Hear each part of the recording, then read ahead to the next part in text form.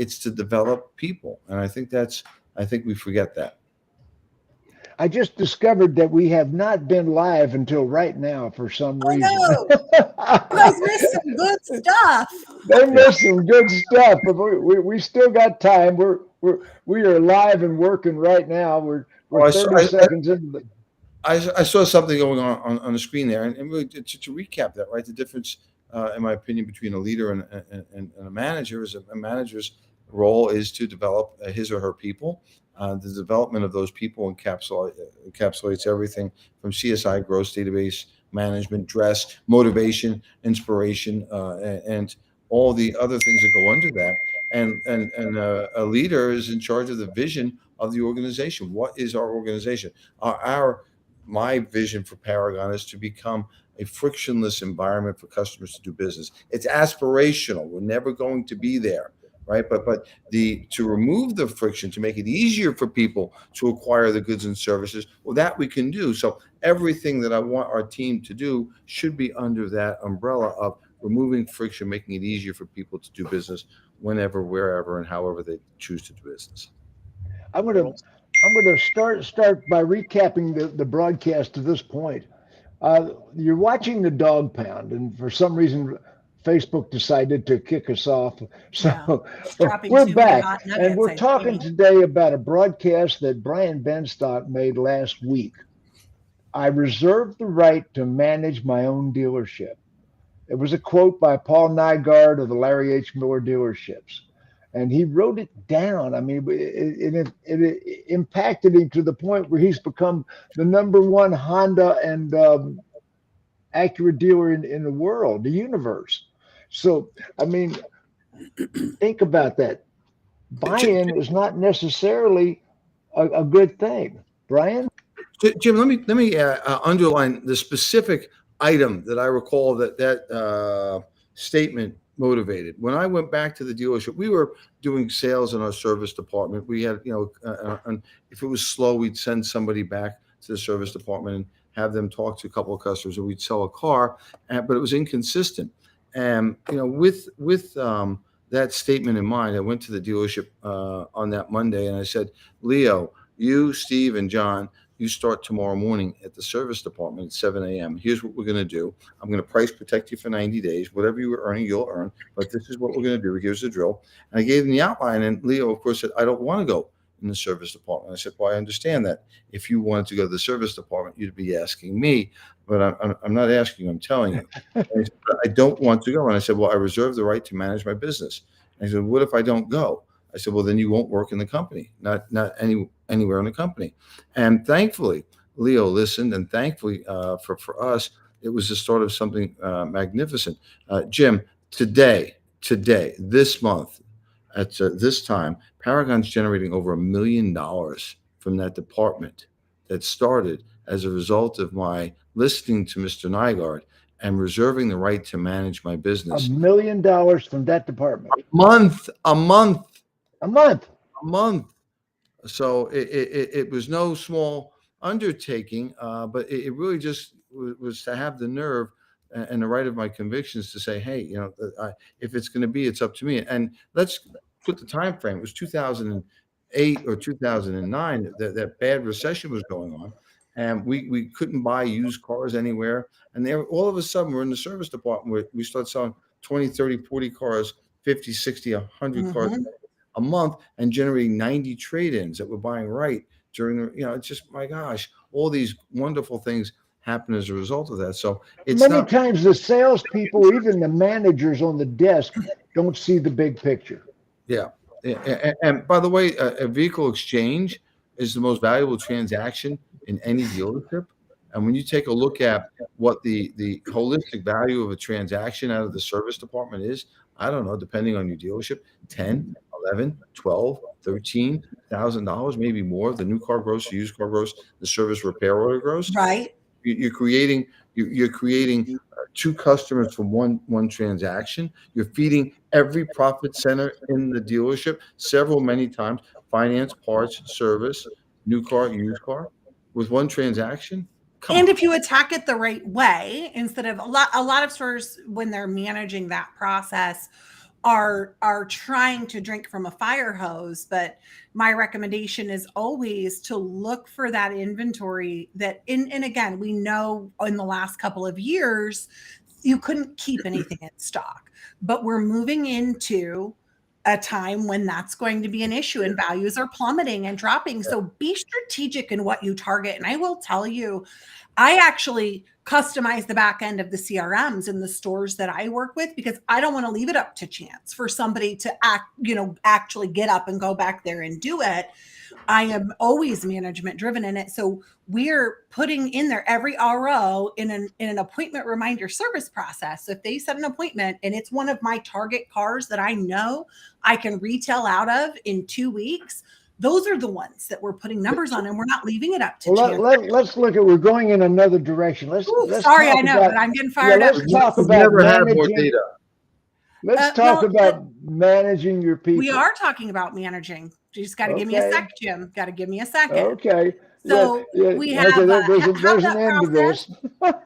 We have the process running because it is important to manage the used car department, the service department, putting all of that in there, but making sure that all of your managers are on board with what you've put into place. Because I was pulling my hair last week when we had three appraisal appointments from those targeted things that we've decided as a leadership team.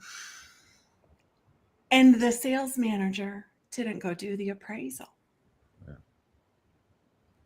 So when you are putting those in, and we're talking about on the bus, off the bus for Jeremie and Brian, how many strikes do you give the rest of your management team when they're not on the bus? How many strikes do you give them? Let me tell you something.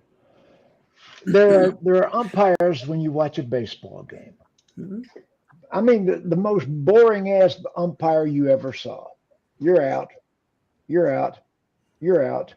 But then there's that other umpire. You're out of here. That's the way you fire people. Accountability has no favorites. Jeremie, Jeremie, former manager of the Step One dealerships, former executive manager. Years ago, if you missed the part, the broadcast didn't start when we started. He said years ago he was a prick. Still can be at times. Okay, Jeremie, all humor aside, let's talk about buy-in. All the modern management I've seen lately, you got to get buy-in. How important is buy-in? So I think buy-in's important, but not to be dictated by the people. I think when you lead by example and you guard your processes, you put them in place, and everyone knows which beat to march with. Like Brian said, hey, this is what I want you to do. And the guy's like, do I have to do it? Yes, you do. Now he's probably got a line of people raising their hand to go back and do that job because they see the reward. So I don't think that you have to have someone say, oh, okay, I'll do it for buy-in from that. But even if it didn't work, if it hadn't been a good decision, it's your decision. It was still his decision to make. It was Brian Benstock's decision to make. And I've had salespeople many times, challenge me as a manager or as a consultant when I go in a dealership. Yeah, but Jim, I hear you, but I asked that question because I think it is actually easier said than done, especially the way we promote people in this business. We've not prepared them to be able to walk into these situations and handle that. I was trained with the 5-minute manager series, right? If you have a problem, they don't know or they don't care. It's your job to eliminate the don't know. Then if you continue to have it, but that's why it was just in this, for instance, where you have put something in place, you've made sure the process is perfectly clear, tips for, new general managers. And I think we are going to see a lot more transition coming into this next 18 months. What type of rope or how many strikes are you giving them? Is it a one counsel when they're fighting against what you're putting in place, or is it just you're done? Okay, Brian, jump on that. Well, it depends on the circumstance. I mean, that's a weak answer, but that's the right answer. There are certain one and dones. There are A violations, B level violations, and C. You get a couple of C levels. Silly, stupid stuff. B levels. Well, hey, this is not how we do things here. And then the A level violations, it's one and done. You're out of there. I think we've been stepping things up for the past 6 months or so. I think I was. For my guys, they thought I was crazy because I'm saying the British are coming, the British are coming, the British are coming. You got to prepare. And what's going to happen to used car values the second we get new cars? What's going to happen? And all these idiots were telling me, no, you don't understand, Benstock. The OEMs are going to stop producing cars. They see the light. They think this is great. They love not having incentives. I said the manufacturers are called manufacturers because they manufacture. And the more they can manufacture, the more they're going to manufacture. How are they going to pay for this BEV lunacy? They're going to have to do it by selling lots of ICE vehicles. And so they're going to. Yes, they are. Yes, they are, right? They can't print the money from the sky. They're going to. So the cars will be backing up shortly. The challenge is, for those of us that are looking from a good vantage point, right? We're going to have inventories getting back to the 2019 levels, but you've got interest rates that are 3 times the flooring rates are 3 times what they were for many dealers, and so to keep the same inventory, it's going to cost you 3 times as much. So I think judicious dealers are going to be saying to the OEMs, "Hey guys, slow down," because the consumer demand, that affordability factor, is going to come into play. And we're going to reserve the right to manage our business and turn these suckers down. I'm not going to keep the cars and wait for you to hopefully come out with incentives.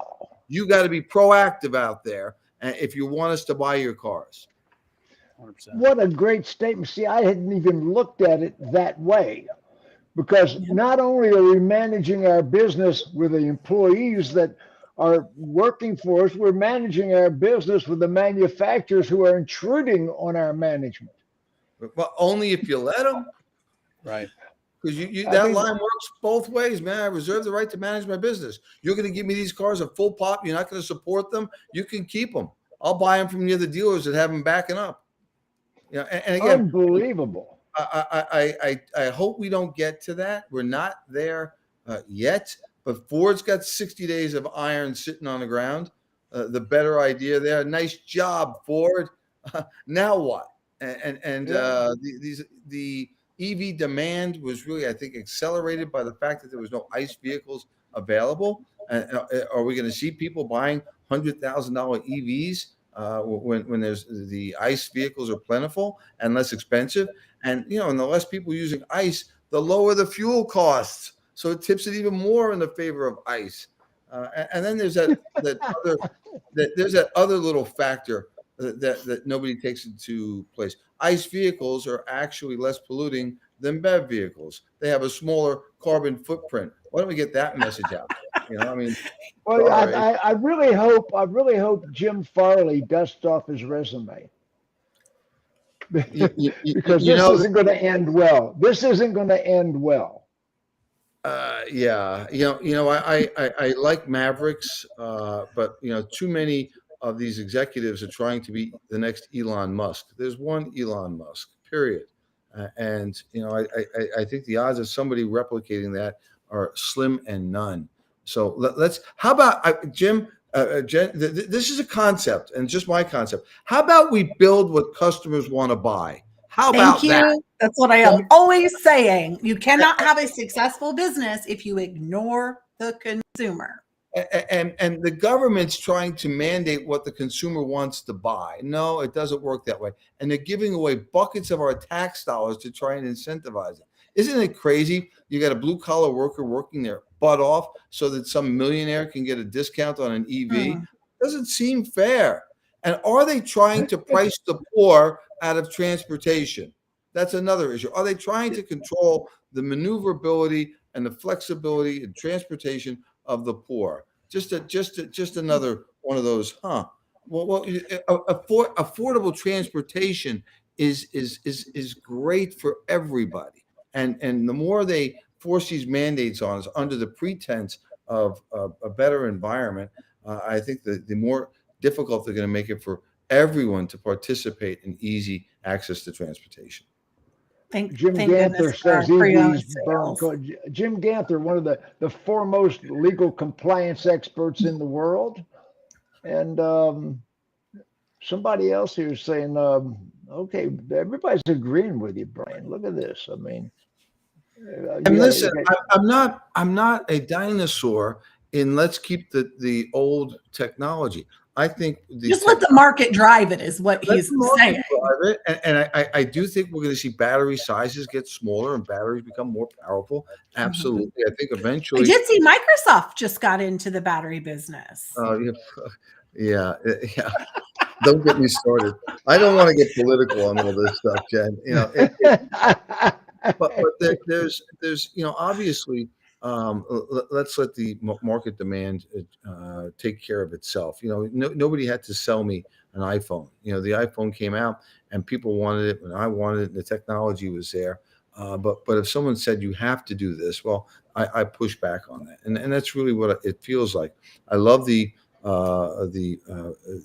affordability right now for some of these ICE vehicles. It's never been less expensive to own a high quality, safe vehicle, and the cars have never been cleaner. So, I think that we can lean into that.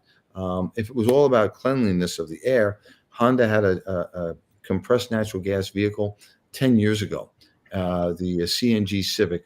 The ambient air coming out of the exhaust pipe was cleaner than the ambient air in Los Angeles. So you could drive a Civic GX through Los Angeles and clean the air, and somehow. I wish you hadn't mentioned Los Angeles. I was trying to get one of the Honda dealers from Los Angeles on the broadcast today. He couldn't make it. We have friends out there in LA, so yeah, it's a great market. I just think unfortunately when the states start eliminating the ability to drive certain vehicles, that's not going to benefit anybody, including the states. And by the way, have they started to pour the infrastructure yet to build more capacity for the grid? Not in any state that I've seen. And I've not read anything. Yeah. I've not seen any legislation in relation to it. Nothing. Well, here's what's going on in Europe. Europe is firing up coal plants and nuclear plants right now. It's less expensive to use a BEV, an ICE vehicle than a BEV vehicle over in Norway, Denmark, Sweden, Amsterdam, as electric prices have tripled. As you increase the demand for something, the price is going to go up, right? So if we got everybody jumping on and plugging in their cars, the price of electricity for everything that you use is going to go up. So it's just, ready, fire, aim. We were going to talk about management, but I like the subject. We've drifted into another subject, so let's go with it. No. Well, it is management. I do think the OEMs are going to be ramping up their factories as quickly as they can, and I think in a certain respect that's good. But I think every OEM is waiting for the other OEM to lead with the incentives. No, we're going to build the cars and worry about the incentives later. And thankfully, Honda's been taking early proactive steps to keep the dealers busy, to keep the inventory flowing. And I think that's prescriptive, and I think that's a very good approach. I think you're spot on with the Apple analogy, because Apple they sold a lifestyle. That's what everyone buys into, is the Apple lifestyle, the integration with everything else, and oppose these manufacturers trying to force feed their hand of what everything needs to be dictated by them and going direct to consumers and all those various things. Let the market dictate how it's going to be. Put them out there in the market, develop their why, and people are going to gravitate that way if that's the way they choose to go. But there has to be options, because you're right, we don't have the infrastructure to support this. And what's the cost of ownership of this vehicle down the road? What is the cost of can you get an extended service contract on a battery yet at $20,000 a rip? Yeah, nobody knows. A battery, they sell service contracts. I had this show last week. There are service contracts on $25,000 batteries, and if you run over a curb with an EV and you crack your battery, there's a $25,000 repair bill. Yeah. $25,000 to replace the. They build it right into the frame, for heaven's sake.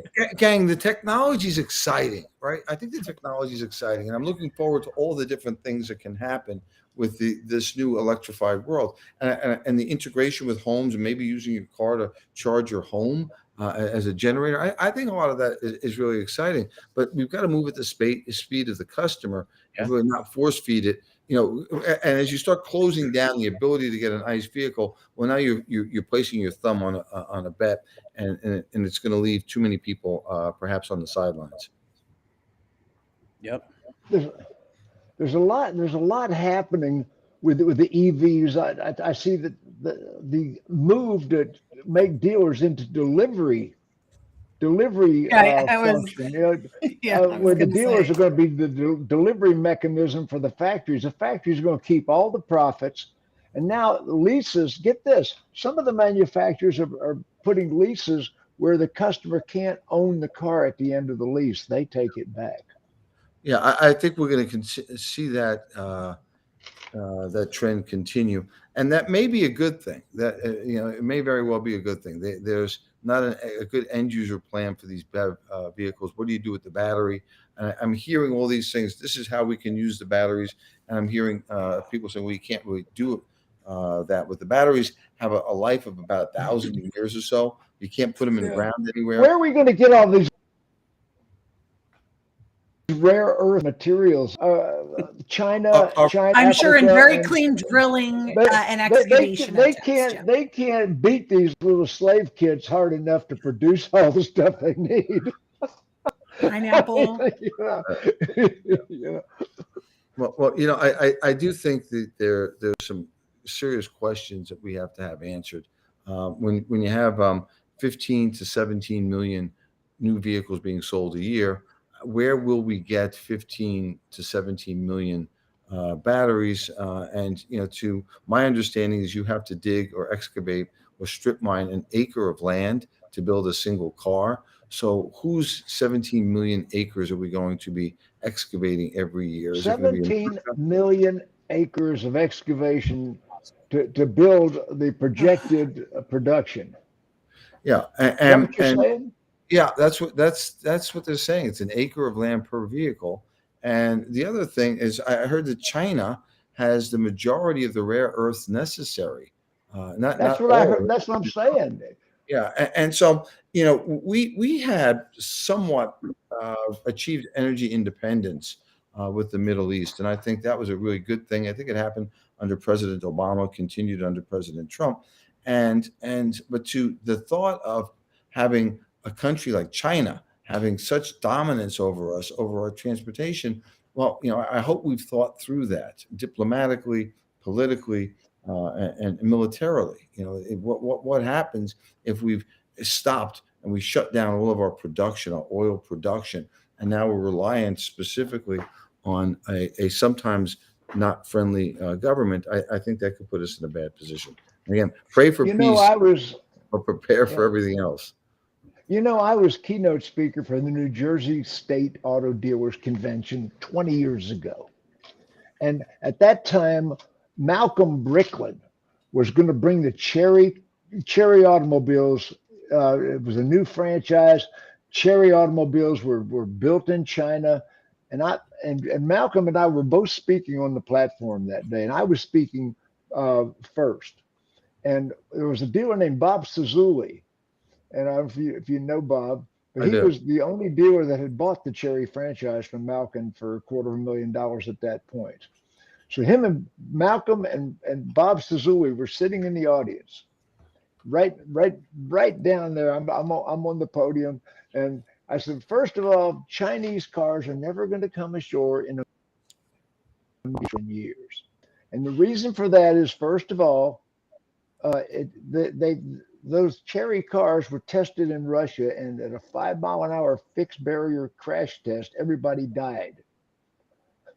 They were tested at fixed barrier. Everybody in the car died at 5 miles an hour. They're not built to U.S. standards.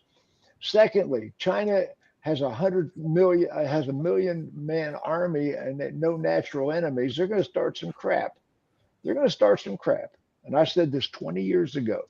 They're building up their military to start some crap. And third of all, the reason it's not going to work is it's Malcolm Bricklin. I'm looking right at her. So the reason it's not going to work, it's Malcolm Bricklin, same guy that brought the Yugo over.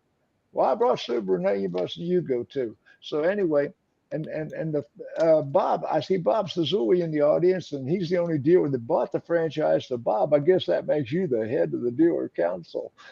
Yeah,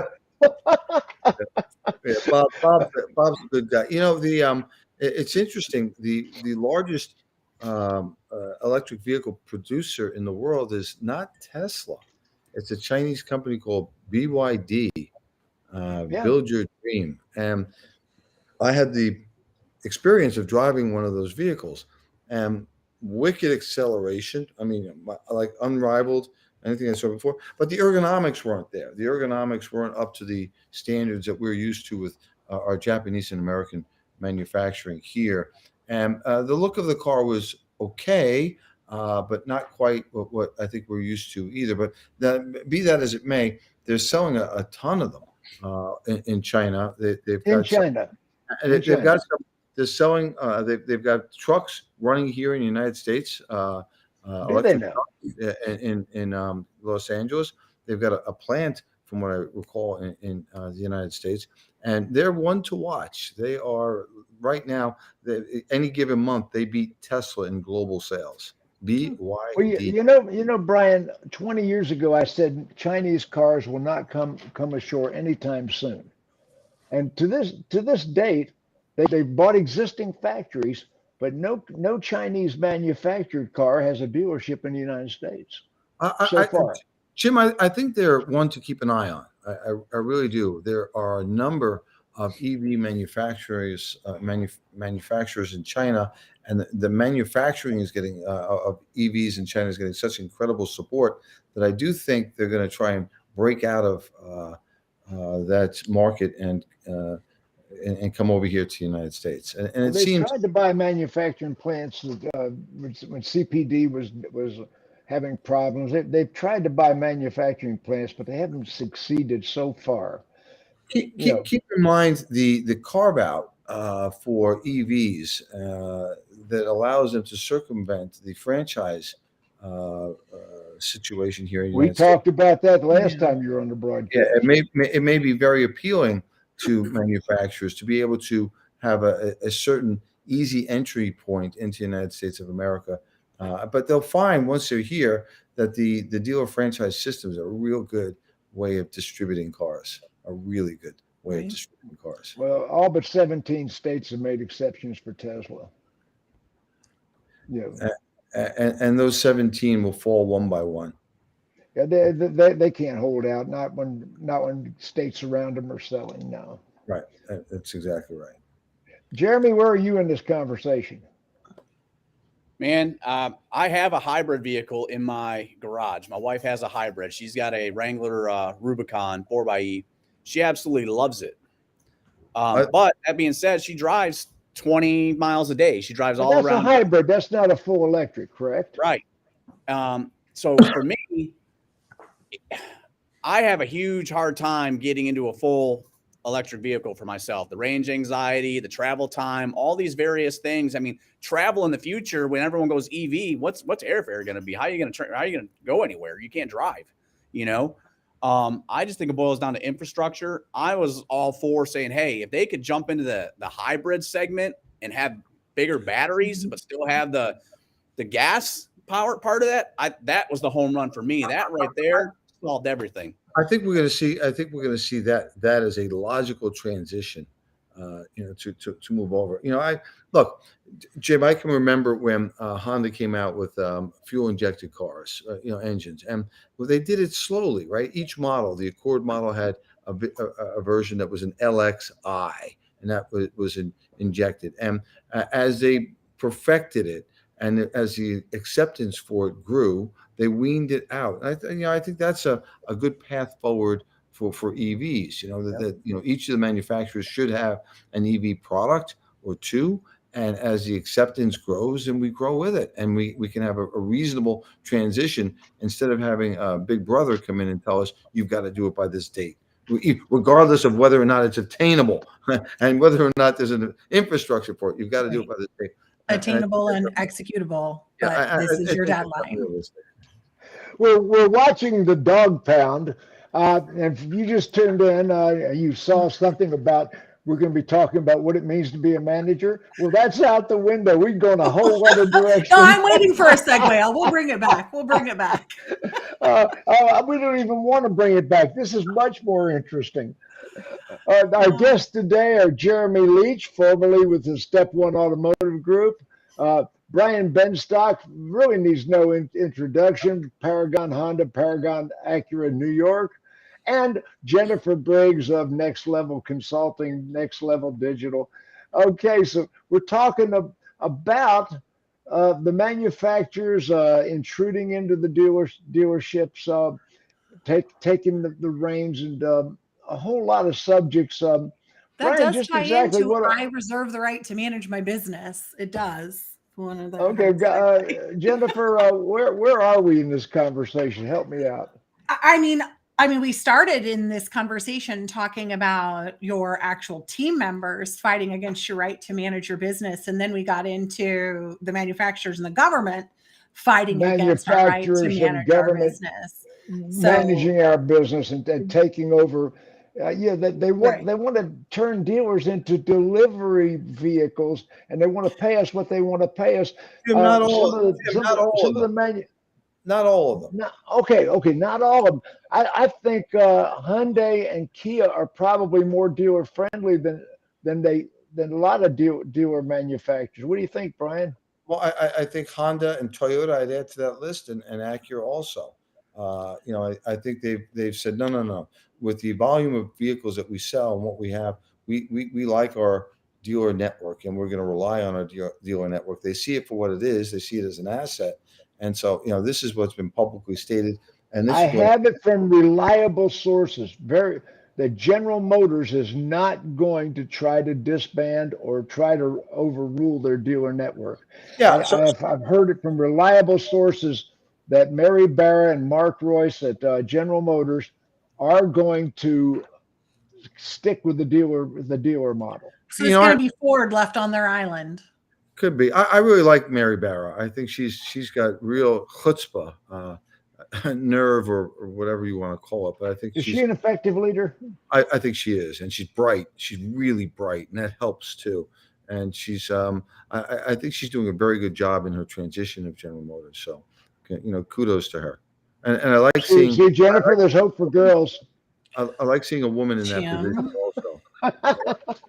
I like seeing a woman in that position, Jim. I think it's past time that we have executives at the top, not just in the boardroom, but at the very top. And she's not there. I joke about that. I have promoted more women than she's competent. Jennifer will tell you. Jim, she's competent as the day is long, and she's not a token female there. She is absolutely qualified to be there, and I'm a big fan. Although I have no interest in General Motors with General Motors dealerships. Yeah, fantastic. I think Ford was really trying to push the envelope there, really try to find that go direct mentality, and I don't think a lot of the other manufacturers, I think, seen the resistance and didn't follow suit. When they started forcing the hand of you got 60 days to give us $500,000 or $1.5 million to be an EV dealer. I think that turned off a lot of people, and I think a lot of the other bragging about 3/4 of the dealers Jeremie signed for. But the truth of the matter is, there was a lot of pressure. They forced those people. In my opinion, some legal stuff. In my opinion, they forced those dealers to do that. Yeah, I mean, it was a lot of pressure. Painting a picture. Yeah, they were painting a picture. Without it, you don't have us. Well, keep in mind that dynamic has changed. The power swing has changed because there was such a shortage of cars, and the dealers would do anything. Give me cars. Okay, I'll do whatever you need me to do. Right. And now that dynamic is changing a little bit, or substantially, actually. Yeah. Oh, you're not going to give me cars? Thank you. I've got plenty here. Right. And so we see incentives come back. I just put together a campaign where we have 6,000 incentives on an Infiniti QX80 right now. So I made the tagline, incentives are back. That didn't take long. No, it did not. Wait a second. Say that again. I was halfway dreaming when you said that. I said I just put together a campaign for up to $6,000 in incentives on an Infiniti QX80. Wow. So they are back, folks. They are coming back. Who put that on? Infiniti. Jim, that's probably one of those $3,500 incentives. If you were in the military, it's another $500. If you went to college, it's another $1,000. You've got it's actually $3,000 in consumer cash. If you qualify for all the stair steps. 2 people in the United States. Correct. Yeah. You get 6,000 with loyalty, but there is 3,000 in consumer cash, which I was shocked to see. Hey, I think it's smart. I think it's smart that the manufacturers get out ahead of it. You don't want them to back up. You don't want dealers turning down cars. That's not good for anybody. And we've got we're pushing with a string. Customers. There's a good portion of this economy that's not participating in things right now because they're having trouble paying, I don't know, the electric bill, the heating oil bill, their rent, their mortgages. And so, there's a number of people that are struggling. And I think the affordability issue needs to be at the forefront of every manufacturer right now. How do we make our products more affordable for our consumers? How do we manufacture products that our consumers can afford? Yeah. And let's face it. I mean, look, over the last 2 years of our business, what's happened to the consumer base? I mean, these guys are going to need the jaws of life to get out of some of these cars, so you need all the help that you can get from these manufacturers. And that popped up this week, big guy. I just wrote a blog on that oh my God, 18% of the loans today are 84 months. Oh, 18% of the loans, and that's according to Experian. I was at an NDAB meeting, and the host of the meeting said that 17-18% of the loans are 84 months. I said, well, a good plan for the manufacturer would be to congratulate the customer on their purchase, take them outside, take a pistol out, and shoot them in the head because you're never going to see them again. We're not selling cars. We're performing marriages. And weddings. And who amongst us here has has a phone that's 84 months old? No one. So what are you doing to your customers? I had a guy on Facebook the other day asking about what banks out there do 96 months. I'm thinking to myself, oh my God, what are you doing to your people? That is such a short-sighted business model. There's credit unions doing 104 months. 120 I've seen. 120. That's a mortgage. A credit union doing 120 months, or it's got to be a $50,000 or greater car. But if they're financing $50,000 or greater, 120 months. Yeah, it's crazy. A 60-month loan is upside down for 3.8 years. I don't even know the statistics on a 72 or 84-month loan. The number one factor influencing retention is the length of the leash or the lease, the term. It's not buying me cookies. It's not giving me balloons or flowers on delivery. And all that stuff is nice. It's not having good coffee in your service department. It's the length of the lease or the length of the leash. And the longer that lease, the lower the loyalty for the brand and for the dealer. Mm-hmm. And so, we've seen a lot of OEs going away from leasing and trade cycle management. And, I am doing what I can with my share of voice with Honda and Acura saying, please, let's get out ahead of this. Please shorten the lease, shorten the term. And Jeremie, to a point I thought you were about to make was the past 2 years manufacturers have been producing.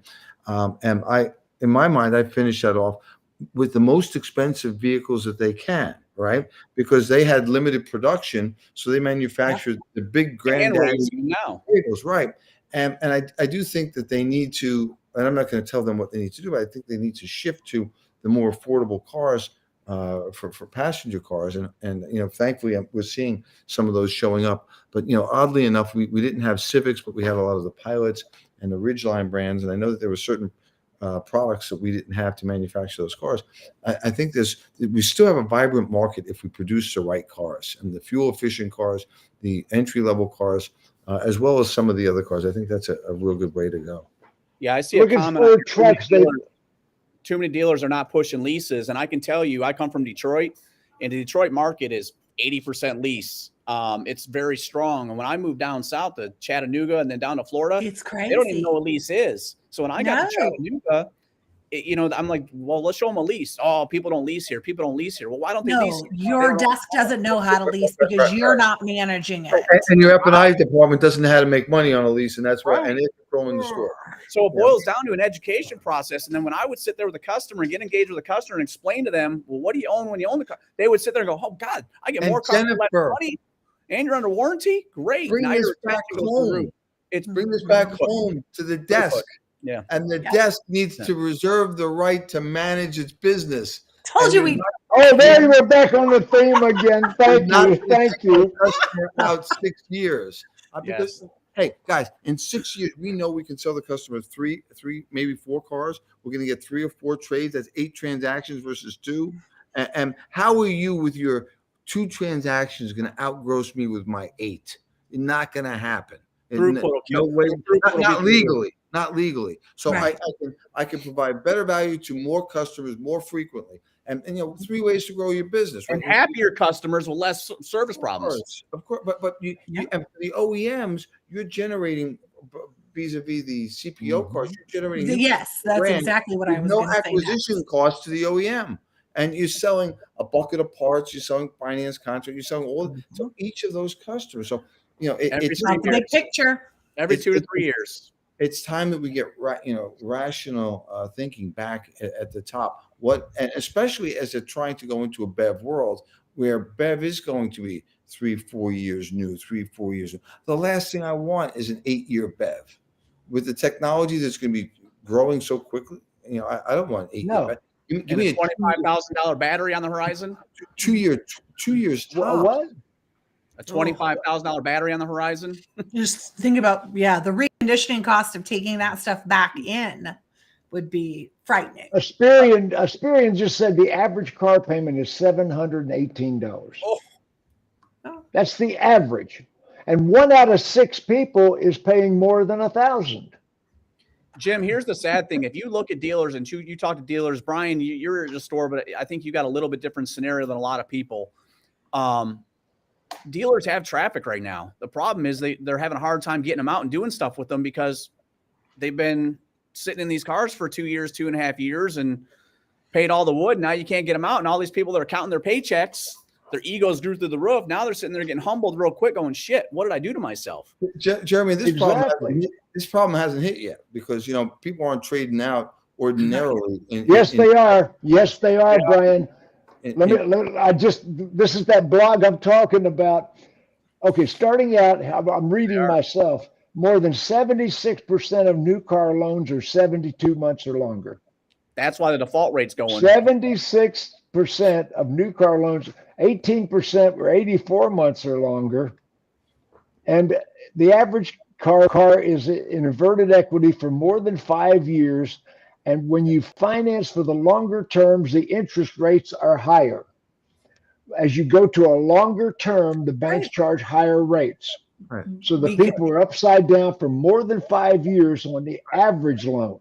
I don't know. Is anybody having just kind of like, deja vu to when the big 3 were overstating all these residuals on their leases? I'm from the Detroit market too, Jeremy. So getting a little bit, this is going to be a nightmare, but we'll figure it out.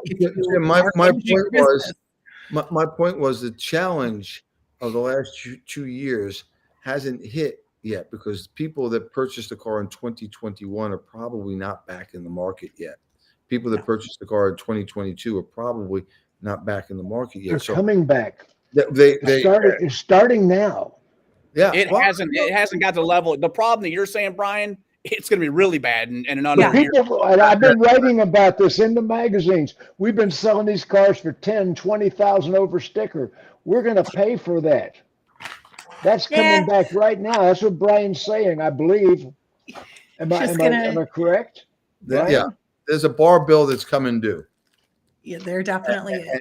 There definitely is. We best have all of our leasing ducks in a row, because that can be the savior of the automobile industry. Leasing. You can only increase down payment. You can only increase your business three ways, right? Increase the value of each transaction. You can sell more products at a transaction, or increase the frequency. And of the three, increasing the consumer frequency is the best way. And don't these guys know it best? Don't these guys know it best? You're getting many people are getting a new iPhone every 18 months or so, irrespective. You're talking Jay Abraham stuff now, aren't you? Well, yeah. Those fundamentals haven't changed, Jim. I've studied a lot of Jay Abraham. You know him, don't you? I do know Jay. I do indeed. I like Jay. He's a bright man. Jim, I have to go. I have a meeting that started. It is 3:00 already. Yeah. Oh my gosh, we thanks for taking it full circle there, Brian. But hey, Brian, thank you. I appreciate having you on the broadcast. Thank you, friend. Listen, everybody, wave goodbye to the audience. And